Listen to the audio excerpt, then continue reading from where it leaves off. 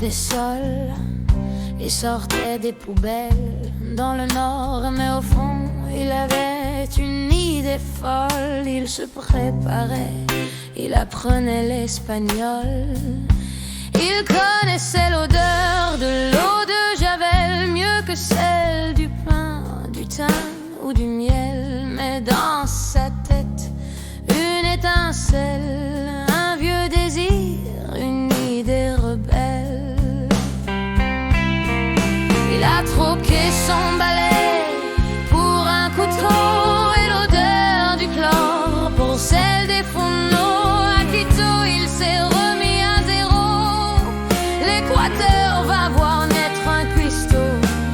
Il n'était pas cuisinier, il est devenu avec des mains tremblantes et nues. Il invente des plats comme des poèmes.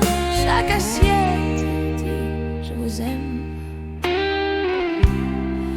Oui, je vous aime.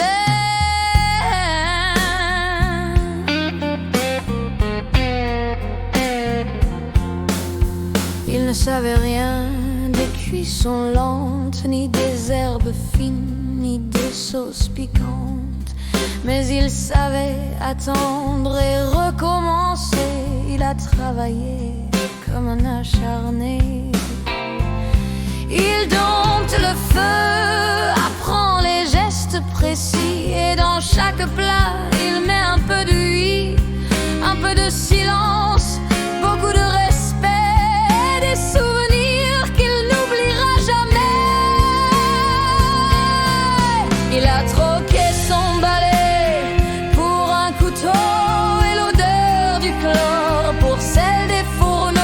À Quito, il s'est remis à zéro. L'Équateur voit naître un cuistot. Il n'était pas cuisinier, il est devenu avec des cicatrices. Mais la manu, chaque plat porte une part de combat, une victoire, une émotion, un constat. Le passé ne s'efface pas d'un coup de torchon, mais il sert parfois d'assaisonnement. Il associe rigueur, plaisir, amour sans distorsion. Il va devenir performant, c'est évident.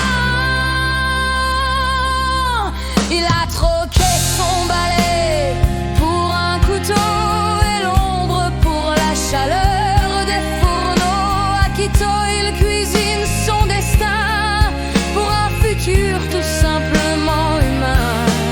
Il n'était pas cuisinier, il est devenu, et dans ses plats, il met son vécu, amour, joie, passion, juste des cadeaux. C'est mon frangin.